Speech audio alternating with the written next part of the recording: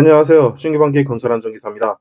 2020년 필답형 2회차 문제풀이 시작하겠습니다. 1번 문제. 산업안전보건법령상 물체 투하와 관련된 내용 빈칸을 쓰시오라고 했습니다. 자, 해당 문제는 산업안전보건기준에 관한 규칙 제15조 투하 설비 등에 잘 나타나 있고요.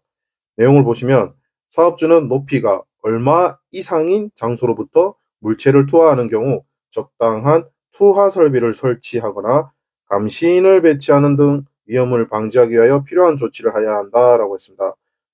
사업주는 높이 얼마 이상이냐? 바로 3m입니다. 3m 이상인 장소. 이런 경우를 우리는 투하 설비 관련해서 주의를 하셔야 되고요. 투하 설비를 설치를 하거나 반드시 감시인을 배치해야 된다. 이 부분 잘 정리하세요. 자, 다음은 2번 문제 보시겠습니다.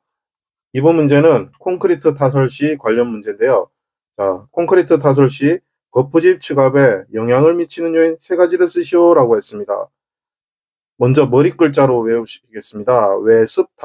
외습타콘 암기법을 한번 생각해 주시고요. 여기서 말하는 측압이라는 것은 콘크리트가 기둥이나 벽의 거푸집에 미치는 압력을 우리는 측압이라 하고요. 외기온도는 어떻게 되는 거죠? 자, 외는 외기온도인데 이 외기온도 같은 경우에는 외기온도가 낮을수록 측압이 큽니다.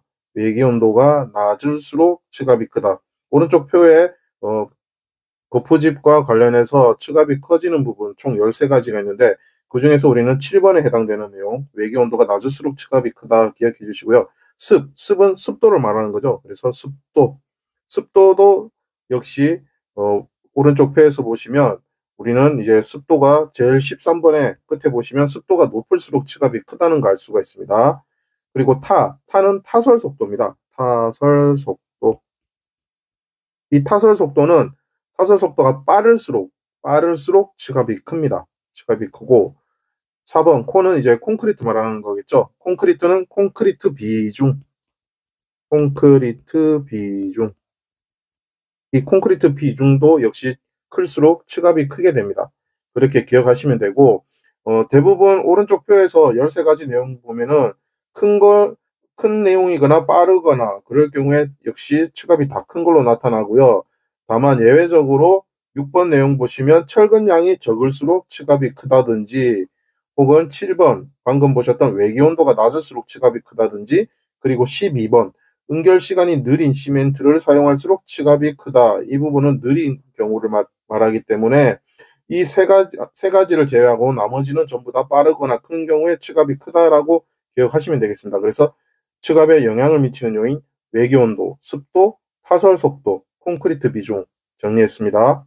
이어서 3번 보시겠습니다. 3번은 가공전로에 근접하여 비계를 설치하는 경우 가공전로와 접촉을 방지하기 위한 필요한 조치를 할 것이라고 했습니다. 자, 첫 번째 내용은 가공전로를 어떻게 하느냐? 이동을 하는 거죠. 이설할 경우에 그리고 두 번째 내용은 가공전로에 무언가를 설치해야 된다. 어떤 거냐? 절연용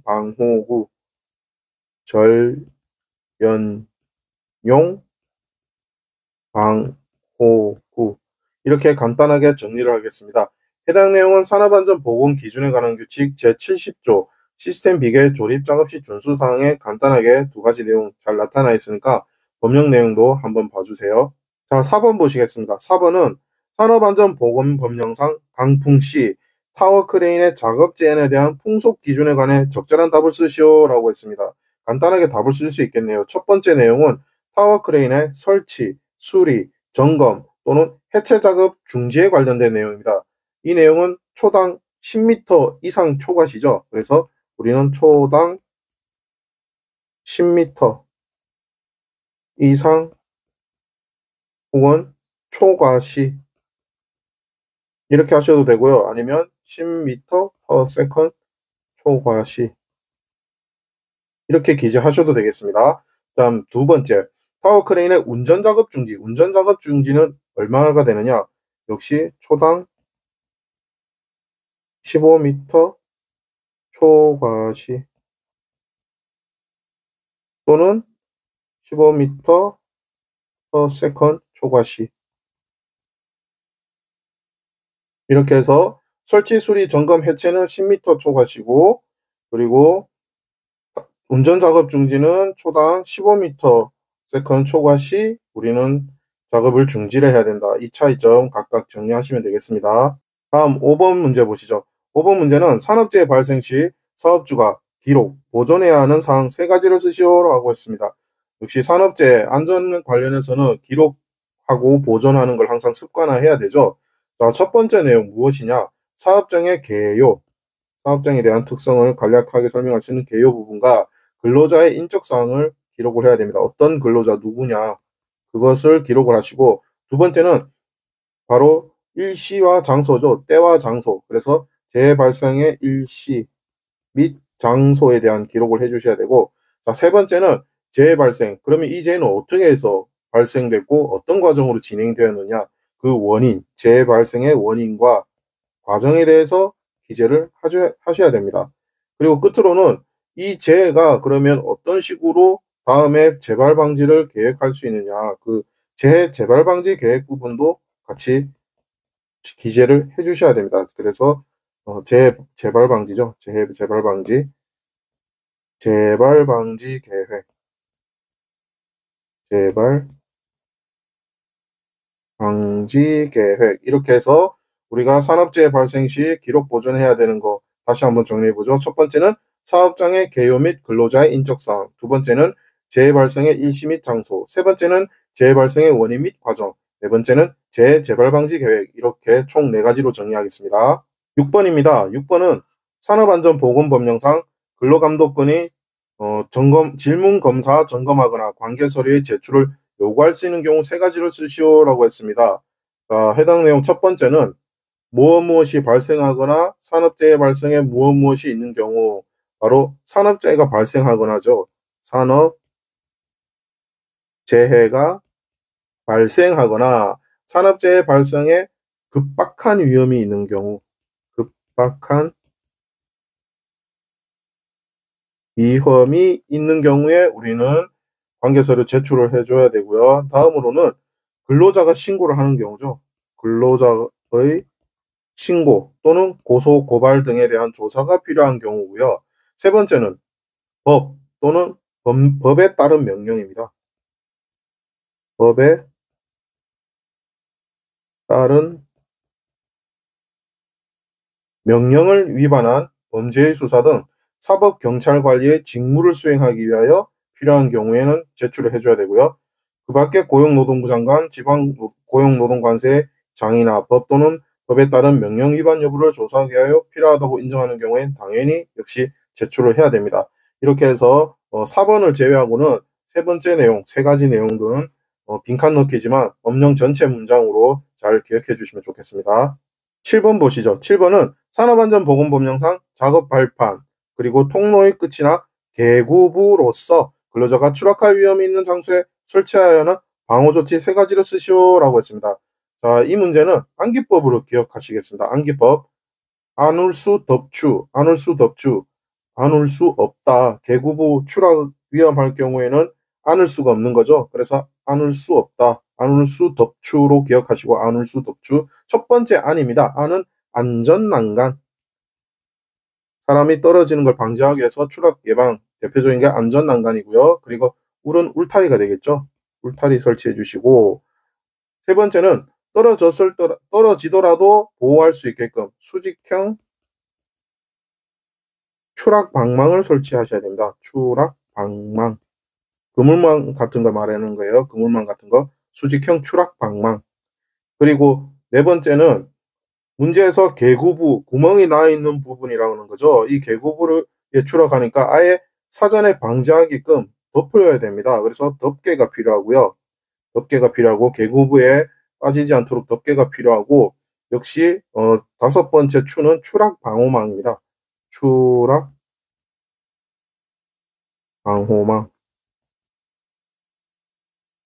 자, 이렇게 해서 추락할 때 설치해야 되는 것 5가지 다시 한번 보자면, 안전난간이 첫 번째고, 그 다음에 개구부의 접근을 차단할 수 있는 울타리, 그리고 사람이 떨어졌을 때 보호할 수 있는 수직형 추락 방망이 있고, 그리고 역시 개구부를 막을 수 있는 덮개, 그리고 추락 방호망, 이렇게 해서 총 5가지 추락할 장소에 설치해야 되는 거 5가지 정리하시면 되겠습니다. 8번 보시죠. 8번은 근로자에게 실시해야 하는 안전보건 교육에 대해 다음 빈칸을 채우시오라고 했습니다. 해당 내용은 23년 9월에 개정되었기 때문에 최근에 한 2년 정도, 거의 2년에 가까운 시간 전에 개정돼서 최근 법령이라서 아마 출제 가능성이 높다고 봅니다. 그래서 여러분들은 이 문제를 완벽하게 기억해 주시고요. 문제 내용에 보면은 여러 가지가 있지만 숫자 값이 동일하거나 비슷한 내용들이 들어가서 간단하게 쉽게 빠르게 정리할 수가 있습니다. 자, 첫 번째 교육 대상 부분에 안전보고 관리 책임자, 안전관리자, 안전관리 전문기관 종사자, 보건관리자, 재해 예방 전문지도자 이렇게 되어 있고요. 그리고 교육에는 교육 시간에 신교육이냐 아니면 보수 교육이냐, 입사 후 계속 근무를 했을 때 추가 보수 교육이냐 이런 내용들인데요. 첫 번째 안전관리 보건관리 책임자는 안전보건관리 책임자 같은 경우에는 신규교육 몇 시간이죠? 그렇죠. 6시간 이상입니다. 6시간 이상. 보수교육은요. 역시 6시간 이상입니다. 6시간 이상. 다음 안전관리자나 안전관리 전문기관의 종사자 같은 경우에는 신규교육 같은 경우 34시간이고요. 34시간 이상. 그리고 보수교육 같은 경우에는 24시간이죠. 24시간 이상. 자, 보건관리자나 보건관리 전문기관 종사자도 역시 34시간 이상이고요. 그리고 보수교육은 24시간 이상. 재예방 전문 지도 기관의 종사자도 역시 34시간 이상이고요. 그리고 보수교육은 24시간 이상. 자, 이렇게 해서 신규 교육과 보수 교육의 대부분이 34시간이 신규 교육이 되고 보수 교육은 24시간이 됩니다. 하지만 안전보건관리 책임자의 신규 교육은 6시간, 보수 교육은 6시간 이렇게 차별을 해주시면 되고, 그리고 안전보건관리 담당자는 안전보건관리 담당자는 신규 교육은 별도의 언급이 없고 보수 교육에 대해서만 8시간이 있다는 거, 이거를 기억해서 정리를 해주시면 쉽게 이해하실 수 있을 것 같네요. 이어서 9번 문제 보시겠습니다. 9번 문제는 터널 공사에서 터널 작업면에 적합한 조도 기준을 쓰시오라고 했습니다. 자, 작업 장소, 작업 기준에 보시면 막장 구간과 터널 중간 구간, 그리고 터널 입구 구간이 있습니다. 혹은 수직구 구간이라 해서 햇볕이 바로 내리쬐는 구간을 말하는 거죠. 자, 쉽게 생각해서 안으로 들어갈수록 조도가 높아서 밝아야 되겠죠. 그래서 밝은 조도가 되려면 막장 구간을 먼저 70으로 이해를 하시고요. 그 다음 중간과 출입구는 각각 20씩 차별을 두시면 되겠습니다. 20씩 등급이 나누어진다는 거 기억하시고요. 막장 구간 방금 70이라고 했기 때문에 터널 중간 구간은 50, 그리고 터널 입구는 30으로 기억을 하시고, 이렇게 30 기억하시고, 나머지 내용은 럭스, 단위 조심하시고 그 이상이다. 막장 구간 70럭스 이상, 터널 중간 구간 50럭스 이상, 터널 입구라든지 햇볕이 바로 내리쬐는 수직구 구간은 30럭스 이상이다. 이렇게 해서 터널 작업 조도 기준 구분하시면 되겠습니다. 10번 문제는 근로자의 위험을 방지하기 위하여 해당 작업장의 지형, 지반, 지층 상태 등에 대한 사전 조사를 하고 그 결과를 기록 보존하여야 하며 조사 결과를 고려하여 작업계획서를 작성하고 그 계획에 따라 작업을 하도록 하여야 한다. 사전 조사 및 작업계획서의 작성 대상 작업 3가지를 쓰시오라고 했습니다. 이 내용은 산업안전보건기준에 관한 규칙 제38조 사전조사 및 작업계획서의 작성에 법령 전체에 총 13가지가 나타나 있습니다. 해당 내용 정말 중요하고 여러 가지 내용이 있기 때문에 법령을 답안 그대로 한번 살펴보겠습니다. 자, 첫 번째는 여기 오타가 있는데 타워 크레인이죠. 타워 크레인을 설치, 조립, 해체하는 작업이 되겠고요. 두 번째는 차량계 하역 운반기 기계 등을 사용하는 작업입니다. 단 화물 자동차를 사용하는 도로상의 주행 작업은 제외를 하고요. 세 번째는 차량계 건설 기계를 사용하는 작업, 네 번째는 화학 설비와 그 부속 설비를 사용하는 작업, 다섯 번째는 전기 관련 작업이네요. 전기 작업은 해당 전압이 50V를 넘거나 전기 에너지가 250V를 넘는 경우로 한정을 합니다.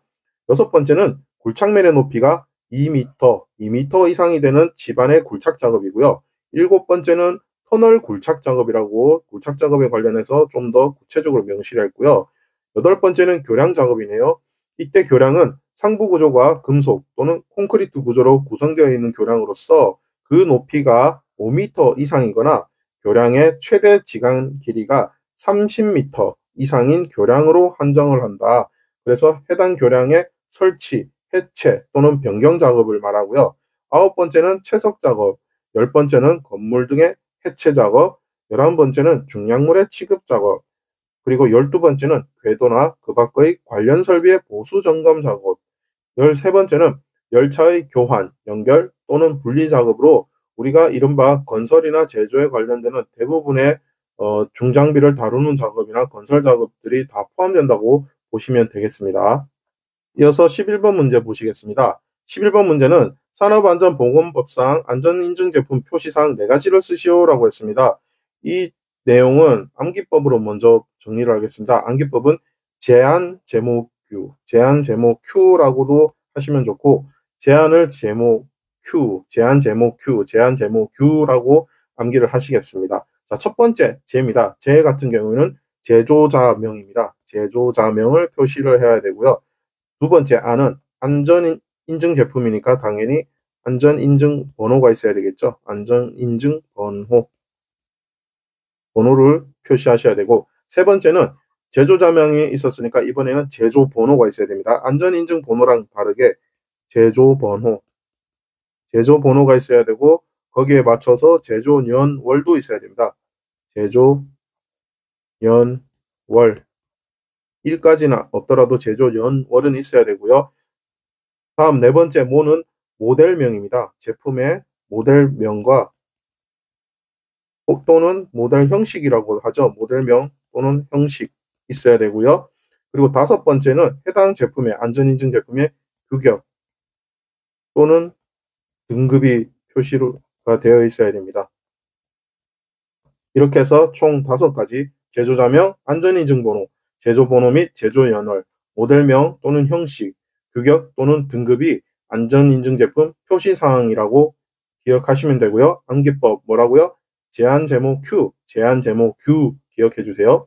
이어서 12번 문제 보시겠습니다. 12번 문제는 산업안전보건법령상 차량계 하역운반기계 등 차량계 건설기계의 운전자가 운전 위치를 이탈하는 경우 준수사항 2가지를 쓰시오라고 했습니다. 이 문제는 우리가 포기운, 암기법 포기운이나 혹은 포원운으로 암기를 했습니다. 그래서 암기법 포 먼저 보시겠습니다. 첫 번째 포는 포크나 버킷, 디퍼 등의 장치를 어떻게 한다? 가장 낮은 위치 또는 지면에 내려둔다. 지면에 내려둘 것. 두 번째는 원입니다. 포기운에서는 기계를 정지시킨다고 했고, 원으로 할 경우에는 원동기를 정지시키고 브레이크를 확실히 거는 거죠. 브레이크를 확실히 거는 등 차량 기계의 갑작스러운 이동을 방지하기 위한 조치를 하는 것이 두 번째 내용이 되겠습니다. 다음 세 번째는 운전석을 어떻게 하는 경우죠? 이탈하는 경우죠. 벗어나는 경우, 이탈하는 경우에는 시동키, 전원을 넣을 수 있는 시동키, 차량의 시동키를 말하는 겁니다. 시동키를 운전대에서 분리를 하셔야 됩니다. 방치하시면 안 돼요. 분리를 하셔야 되고요. 다만 운전석에 특별한 장치를 했을 경우에는 운전자가 아닌 사람이 운전하지 못하도록 조치한 경우이기 때문에 그러하지 아니한다. 이때의 장치는 어떤 장치냐? 바로 잠금 장치가 되겠습니다. 잠금 장치를 했을 경우에는 차량 키가 있더라도 약간의 허용은 된다라고 융통성을 발휘를 했고요. 이렇게 해서 우리가 포기운 혹은 포원운으로 기억을 해주시고, 해당 내용은 산업안전보건기준에 관한 규칙 제99조 운전위치 이탈 시의 조치 내용으로서 24년 6월에 개정이 됐습니다. 원래 두 번째 내용, 원동기를 정지시키고 브레이크를 확실히 거는 등 차량 기계의 갑작스러운 이동, 이 부분이 기존에는 차량 기계의 갑작스러운 주행이나 이탈이라고 표현이 되어 있었는데 작년 6월, 24년 6월에 차량 기계의 갑작스러운 이동으로 변경되었습니다. 이 부분 확인해 주시고요. 이렇게 정리를 하겠습니다. 다음은 13번 문제 보시겠습니다. 13번 문제는 하일리 사고 예방 5단계의 시정책 적용 단계에서 적용할 3E를 쓰시오라고 했습니다. 3E라고 했으니까 3개가 될 것 같고요. 자, 하일리 사고 방지 5단계, 5단계. 첫 번째는 안전조직 단계가 되고, 두 번째는 사실의 발견, 세 번째는 분석, 네 번째는 시정 방법 선정, 다섯 번째는 시정책 적용 혹은 시정 방법 적용이 되겠죠. 그래서 우리는 문제에서 여기 마지막 5단계에 3E를 적용하라고 했습니다. E가 어떤 게 있죠? 첫 번째는 엔지니어링 있죠.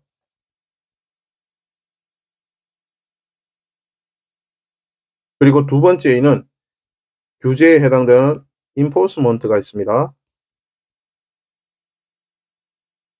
세 번째는 교육에 해당되는 education 있죠. 자, 하일리 사고 예방 대책 5단계의 마지막 시정책 적용 단계에 뭐가 있다고요? 세 가지 E, 엔지니어링 기술이 있고요. enforcement 동료 규제가 있고요. education에 해당되는 교육이 있습니다. 이렇게 해서 이 세 개 기억해 주시면 좋겠습니다. 14번 문제 보시겠습니다. 14번 문제는 공사 금액이 1,800억 원인 건설업에 선임해야 하는 안전관리자 인원은 몇 명인가? 라고 했습니다. 이것이 첫 번째 문제고요. 그리고 두 번째 내용은 해당 공사의 전체 공사 기간 중 전후 15에 해당하는 기간은 몇 명인가? 라고 했습니다. 이 내용은 산업안전보건법 시행령 별표 3, 안전관리자를 두어야 하는 사업의 종류나 안전관리자의 수에 명시되어 있습니다. 해당 내용 보시면은 오른쪽 표와 같이 쭉 나열이 되어 있고요. 문제에서 원하는 답은 공사금액 1,500억 원 이상 2,200억 원 미만에 해당되는 구간에 적용되고요. 정답 첫 번째 1,800억 원 이상인 경우에는 3명 이상을 선임을 해야 되죠. 다만 전체 공사 기간 중 전후 15에 해당 기간은 2명으로 법령에 나타나 있습니다. 이거 잘 기억해 주시고요. 이 문제에 관련해서는 다른 인원수도 묻는 경우가 있어요. 앞에 2명을 묻는 경우라든지 혹은 5명을 묻는 경우 혹은 8명이나 9명 그리고 10명을 묻는 경우도 있어요. 그래서 이런 내용들도 각각 금액이 공사 금액이 얼마 이상인 경우에 해당 인원이 필요하고 전후 15회에는 각각 몇 명이 필요한지도 잘 기억해서 정리하시면 좋겠습니다. 이상으로 신기반기 건설안전기사와 2020년 필답형 2회차 문제풀이를 했습니다. 수고하셨습니다.